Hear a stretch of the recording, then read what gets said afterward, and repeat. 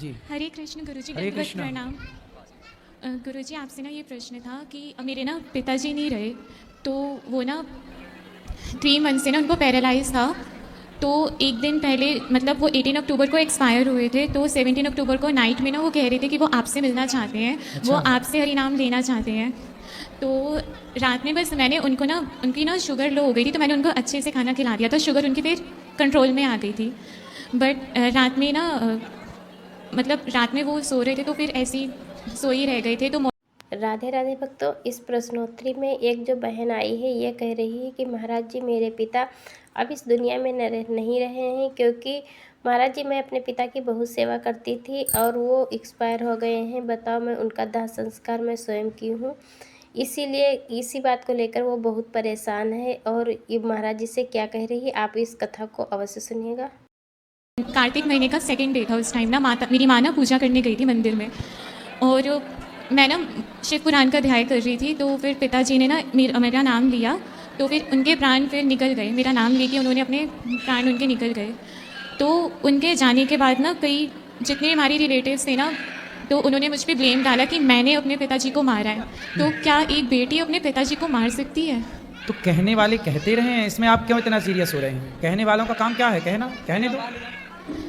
आप बिल्कुल इस बात से परेशान ना होइए। मेरा कोई भाई भी नहीं है, तो उनका संस्कार पिंडदान ये सब मैंने ही किया था। तो जब मैं हरिनाम करती हूँ। ये बेटा, बच्चे को थोड़ा घुमा दो ले जाके, बाहर काहे रुला रहे हो? जाओ घुमा के आओ उसको, जाओ दिल्ली बम्बई दिखाओ। जब भी मैं हरि नाम करती हूँ ना, तो मुझे ना वही सब याद आता है कि मैंने उनको कैसे अग्नि दी थी। उनके आँख भी खुली हुई थी और मैं उनके आँखों में शहद डाल रही हूँ, पिंडदान कर रही हूँ। तो वो जो सब चीज़ें हैं ना, वो भूल नहीं पाती मैं। कोई बात नहीं, भुलाना तो पड़ेगा। इन सब चीज़ों को याद रखने से भी क्या फ़ायदा है? कैसे भुलाऊंगी मैं? कथा सुनिए, कथा सुनिए, इसी से भूलेगा। जो मृत्यु है वो अटल सत्य है, हम सबको एक दिन मरना है। पिताजी आपके कितने साल के थे? 56। तो 56, ठीक है। आपके पिताजी की आयु इतनी थी, आप ये सोचो कि जब आप जन्म ली थी, आप छोटी थी, तब आपके पिताजी की मृत्यु होने वाली रही होगी।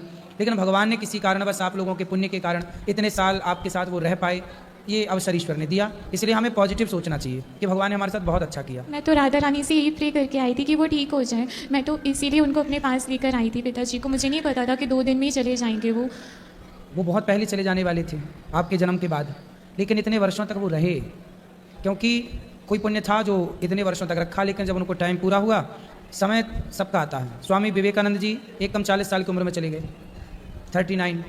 स्वामी आदि शंकराचार्य जी 29। इतनी कम आयु में सिधार गए, भगवत धाम चले गए।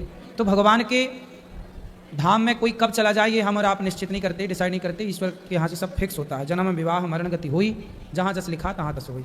इसलिए परेशान नहीं होना, केवल कथाएं सुनो, बचा हुआ जीवन अच्छे काम में लगाओ, सब भगवान की सेवा करो, खूब बढ़िया से। क्या वो मुझे कभी नहीं मिलेंगे? किसी रूप में कभी नहीं आएंगे वो? क्यों नहीं मिलेंगे? गुरु के रूप में पिता ही होता है। माँ है आपकी, तो माँ के रूप में माँ बाप दोनों है, ये समझो। माँ में पिता को देखो और गुरु में अपने पिता का दर्शन करो। गुरु पिता ही होता है। हरे कृष्णा। हरे कृष्ण। इसका है, यहाँ ले आओ। राधे राधे गुरुजी। जी मेरा सवाल ये है कि कभी कभी ऐसा होता है कि मतलब हमारे माँ बाप वैसे तो हमें संस्कार अच्छा देते हैं और हमें अच्छी शिक्षा ही देते हैं, लेकिन कभी कभी होता है कि हमारे आपस में इतने वैचारिक मतभेद हो जाते हैं। उनके टाइम पे कुछ और होता था, हमारे टाइम पे कुछ और होता था। तो मतलब क्या होता है कि जैसे वो सोचते हैं कि हमारा बच्चा हमारी बात माने, हमारी ही समझे, तो और जबकि हमको पता होता है कि हम जो बोल रहे हैं वो गलत नहीं है या उससे किसी को अहित नहीं है, तो क्या तब जो वो कह रहे हैं तो सारी बात उनकी मानना ही चाहिए? एक उदाहरण देके हमें समझाओ कि आप क्या चाहती हैं और आपके माँ बाप क्या चाहते हैं। उदाहरण जैसे जी, जैसे मैंने कोई बात कही कि जैसे पुरानी कोई सोच है या पुरानी कोई प्रथा है। क्या? नहीं, शादी को लेके तो नहीं गुरुजी। ऐसी कोई प्रथा है कि उनको ऐसा लगता है कि हम ऐसे चले आए हैं, हमारे पूर्वज ऐसे चले आए हैं, तो हमारे घर का जैसे संस्कार यही है, रीति रिवाज यही है, तो हम उसको फॉलो करेंगे।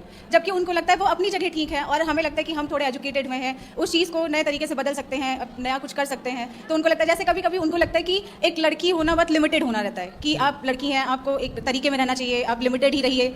और हमें लगता है कि नहीं, हम एक लड़की हैं तो हम कर सकते हैं, क्यों नहीं कर सकते हैं, हर चीज़ें कर सकते हैं। तो उनकी ये सोच रही है कि मतलब हम जो है लड़कियों को इतने ही दायरे में रखेंगे, इतना ही ऐसे ही चलेगा जैसा चलेगा। आपको कितने दायरे में जाना है और कितने आगे? दायरे इन द सेंस गुरुजी की जैसे लगता है कि उनको लगता है कि बहुत ज़्यादा मतलब बाहर छूट नहीं देनी चाहिए, और एक रहता है कि एक प्राइवेसी मेंटेन होनी तो चाहिए। ज़्यादा छूट आप छूट चाहती हैं? छूट नहीं चाहते गुरुजी, जैसे लगता है कि कभी कभी हमारे घर में हो जाता है कि अगर हमको बाहर स्टडी के लिए जाना है तो हमारे घर में ये रहा कि नहीं आप लड़की हैं तो आपको रहना चाहिए, नहीं बाहर जाना चाहिए, ये सारी चीज़ें। तो फिर आप स्टडी करने बाहर नहीं जाती? नहीं, मैं बाहर नहीं गई कभी। घर पे ही रही? जी, ठीक है, तो आप क्या चाहती हैं कि आप भी बाहर जाती? बाहर जाती मतलब मेरे हिसाब से क्या लगता है कि मुझे ऐसा लगता है कि हमारे उनके बीच में बड़े वैचारिक मतभेद हो जाते हैं, तो क्या मतलब ये चीज़ सही है कि हम हर टाइम उनकी बात मानें? बता रहे हैं, ऐसा है, देखो जैसे आपने कहा कि ज़माना बदल गया, हम मॉडर्न हैं, आज का ज़माना युग मॉडर्न युग है, जी। लेकिन देखो पुराने ज़माने में ना, पुराने ज़माने की जो दादियाँ होती थी, जी। पुराने ज़माने की जो महिलाएं होती थी, जी। वो गाय का गोबर उठाती थी। जी, तो गाय का गोबर उठाती थी तो लोग कहते थे तो गंवार हैं। जी। और आज की आप जैसी पढ़ी लिखी जनरेशन जो है ना, वो कुत्ते की पॉटी उठा रही जी। है और कह रही है हम मॉडर्न हैं। तो गाय के गोबर से कुत्ते की पॉटी तक पहुंच गए। गाय का गोबर उठाएं तो गंवार कहलाती थी, और कुत्ते की पॉटी उठा रही हैं तो मॉडर्न कहला रही हैं। जी, गाय के गोबर से उन्हें दुर्गंध आती है। अभी एक नेताजी ने भी बयान दिया कि गाय के गोबर में गौशालाओं से दुर्गंध आती है, गाय से उन्हें दुर्गंध आती है, जी। जबकि बिल्ली की पॉटी की कॉफ़ी पीना उनके लिए बहुत मॉडर्न है ये। तो आपकी माँ कहती है बेटा वहाँ मत जाओ, वहाँ मत जाओ, बहुत ज़्यादा आपकी माँ ना बहुत समझदार है। अभी एक लड़की ने, आपने देखा मेरठ के अंदर, वो तो लड़की बहुत खुली दिल की थी, खुली दिल की थी, मॉडर्न थी, बोलो हाँ, लेकिन उस मॉडर्न लड़की ने अपने पति को काट काट के ड्रम के अंदर पैक कर दिया कि नहीं? ये आज़ादी है। आज़ादी ना पुरुषों को मिलनी चाहिए ज़रूरत से ज़्यादा, ना स्त्रियों को मिलनी चाहिए ज़रूरत से ज़्यादा। जी, पतंग जो होती है ना आकाश में उड़ती है, लेकिन वो पतंग एक धागे से बंधी रहती जी। है। यदि वो धागा टूट जाए या कट जाए तो पतंग आकाश में जहाँ थी वहाँ रह सकेगी? गिर जाएगी। जी, आप यदि बेटा सुरक्षित हो, सुखी हो, तो बस आपकी जो माँ बार बार आपको रोकती टोकती है, उसका रोकना टोकना ही आपको आगे बढ़ाने में सहयोग कर रही है। वो रोक टोक जरूरी है। माँ बाप की रोक टोक खत्म हो जाएगी। सूर्पनखा को कोई रोकने वाला नहीं था। आजकल जिस लड़की को रोकने वाला कोई नहीं है, और लड़की यदि ना रुके माँ बाप के रोकने से तो देख लेना वो सूर्पनखा बन के ही लौटेगी। इसलिए बेटा रोक टोक जरूरी है। हाँ, अब बात करते हैं थोड़ी और। कुछ बातें ऐसी होती हैं कि माँ बाप पुराने रीति रिवाज को फॉलो करते हैं, ठीक है, माँ बाप की वो बात मान लेनी चाहिए जो अच्छी है। जैसे कि एक छोटा आपसे मैंने पूछा, जैसे उदाहरण दो, आप उदाहरण नहीं दे पाई, पर मैं एक उदाहरण देता हूँ। जैसे आप लड़की हैं, आप कहती हैं कि मैं व्यापार करूंगी, पर आपकी माँ कहती है नहीं तू व्यापार मत कर, तू नौकरी कर ले, जी, फॉर एग्जाम्पल। जी, तो यहाँ पर माँ क्या चाहती है, बाप क्या चाहता है कि नौकरी करोगी तो सेफ है, जाना है आना है, टाइम से महीने की 1 तारीख में पैसा आ जाएगा। अब व्यापार करोगी तो भागना पड़ेगा, घूमना पड़ेगा, पसीना बहाना पड़ेगा, ज़्यादा स्ट्रगल है। तो माँ बाप क्या चाहते हैं अपने बच्चों को, मेरा बेटा नौकरी करे। लेकिन जब बच्चा कहता है कि नहीं मैं नौकरी नहीं करूंगा, मैं बिजनेस करूंगा, तो माँ बाप बिजनेस की परिभाषा नहीं समझ पाते, जी, वो नौकरी की परिभाषा जल्दी से जान जाते हैं। तो माँ बाप यहाँ पर इस बात के लिए गलत हो जाते हैं कि वो बच्चों को नौकरी करने के लिए पीछे पड़ जाते हैं, जबकि नौकरी नौकर है, बिजनेस मालिक है। जो बिजनेस करता है वो बड़ा होता है, जो नौकरी करता है वो छोटा होता है। तो आप यदि बिजनेस करना चाहती हैं और आपकी माँ यदि आपको नौकरी के लिए प्रेरित कर रही है तो आपकी माँ तब गलत है, उस समय आप सही है। लेकिन आपकी पुरानी माँ कह रही है बेटा वहाँ मत जाओ, बेटा ये मत खाओ, इसका मतलब माँ सही है, आप वहाँ मत जाओ, वहाँ मत जाओ, इसलिए क्योंकि माँ जानती है कि लड़की वहाँ जाती है तो कैसी बन के आती है, क्योंकि उसे अनुभव है। आजकल लड़कियाँ, आप तो लड़की हो, आप बताओ, आजकल लड़कियाँ पढ़ने जाती हैं, पढ़ाई बुराई नहीं है, जी, देश के बाहर भी जाती हैं और भारत के भी कोने कोने में जाती हैं, पर ये बताओ जी, आजकल लड़कियां अपने माँ बाप को धोखा दे रही हैं कि नहीं? आपसे सवाल। बिल्कुल, मैंने तो देखा है अपने आसपास। देखा दे रही बिल्कुल देखा हैं? है गुरुजी। तो आपके माँ बाप भी तो ये सब देख रहे होंगे, तो उन्हें भी तो ये डर है कि मेरी बेटी मुझे धोखा ना देने लग नहीं, जाए। मैंने आज़ादी और स्वतंत्रता की बात इसलिए नहीं की कि मुझे रोक टोक से दिक्कत है, मैंने एक वैचारिक माइक मतभेद पास वाली में, बात की।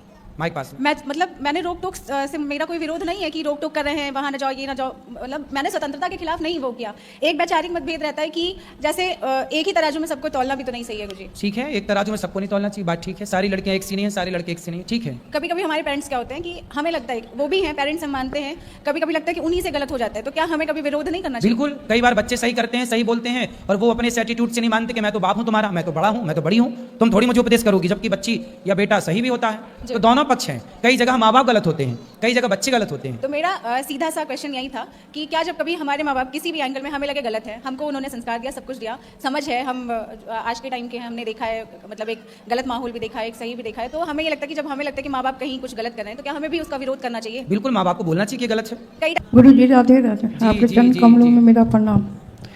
गुरु जी, मेरा एक प्रश्न है कि मेरे पति 5 महीना पहले ही गुजर गए, लेकिन मैं आपकी कथा बहुत प्रेम से सुनती हूँ, उससे बहुत हमको मन में शांति हुई है। ठीक है। शांति हुई है। आपका कथा मैं बहुत प्रेम से सुनती हूँ। प्रश्न क्या है? गुरु जी, मेरे बेटा को छोटे वाला, मेरे 2 बच्चे हैं। एक लड़के को तो नौकरी सही है, एक लड़का अपने बिजनेस किया, बिजनेस में उसको 10 लाख रुपया का घोटा लगा। फिर वो सर्वा नौकरी करने लगा, नौकरी में भी नौकरी लगती थी और छूटती थी। अब आप नौकरी बिजनेस में ना जपो, आप सबसे मन हटाओ। बेटा बेटी अपना समर्थ है, कर लेंगे। आप केवल भगवान का नाम जपो। हाँ। आप ज्यादा चिंता, आप पुण्य करो। आप माँ बाप जितना पुण्य करेंगे, भगवान का जितना भजन, बच्चे उतने अच्छे होते चले जाएंगे। माँ बाप के पुण्य से बच्चों का जीवन अच्छा होता, इसलिए आप भगवान में मन लगाओ, बच्चे अपने आप संवर जाएंगे। पेड़ की जड़ में पानी डालो, ऊपर पत्ते अपने आप हरे भरे हो जाएंगे। ऐसे ही माँ बाप ही वो जड़ हैं, बाढ़ हैं पूत पिता के धर्म। आप भगवान में मन लगाओ। अब आप भगवान में मन नहीं लगा रही हो, बेटा बेटा मन लगा रही हो। मन भगवान में लगाओगी, बेटा अपने आप तरक्की कर ये जाएगा। मेरा पोता है गुरु जी, फिर ये भी- पोता पढ़ता लिखता नहीं है। आप जरा इसको समझा दीजिए। ठीक है, समझाते। खड़े हो जा पुता। राधे राधे गुरुजी। क्या नाम है आपका? अभिषेक। पढ़ते नहीं हो? पढ़ता हूँ, लिखते नहीं हो? लिखता हूँ। दादी तो कह रही है पढ़ता लिखता कुछ नहीं है। पढ़ लेते हो? हाँ अच्छा, लिख लेते हो? हाँ, हैं? बहुत खराब नंबर लाता है, कितने खराब नंबर? बस पासिंग मार्क्स आ जाते हैं। 5 पर नंबर लाता है। पास कितने में हो जाते हो? 56 तक आ जाता है। हाँ, 33 में पास होते हैं, 33 में। हाँ, 33 पे पास होते हैं। तो आप 56 कह रहे हो? हाँ, तो उतने आ जाते हैं। आ जाते हैं। और कितने की इच्छा है? और आगे तो इच्छा होती है ना। तो उसके लिए पढ़ो मन लगा के। जी। कौन सी कक्षा में हो? 10वीं में। तो अभी पास हो गए, इस बार रिजल्ट आ गया? नहीं, अभी 9वीं में था, 10वीं में अच्छा, आप गया। गए तो अच्छा पढ़ना बेटा, पढ़ाई लिखाई अच्छे से करो। मोबाइल तो नहीं चलाते? चलाते हैं। अब मोबाइल कम चलाना, पढ़ाई करो। पढ़ाई करोगे तो अच्छा कर पाओगे। इसको आशीर्वाद दे दीजिए गुरु जी, आशीर्वाद दे- आशीर्वाद तो है, पढ़ाई करनी ही पड़ती है ना बेटा। चलो, अच्छा। जय श्री कृष्णा भक्तों, राधे राधे। आप सब लोग कैसे हो? आशा करती हूँ आप लोग कुशल मंगल से होंगे। भक्तों, श्री अनिरुद्धाचार्य जी की कथा में आप सभी का स्वागत है। महाराज जी ने इस कथा में बहुत ही अच्छी और विचित्र बात बताई है, क्योंकि महाराज जी के कथा में बहुत सारी प्रश्नोत्तरी होती हैं। सभी प्रश्नोत्तरी का महाराज जी बहुत ही अच्छे और सटीक तरीके से जवाब देते हैं।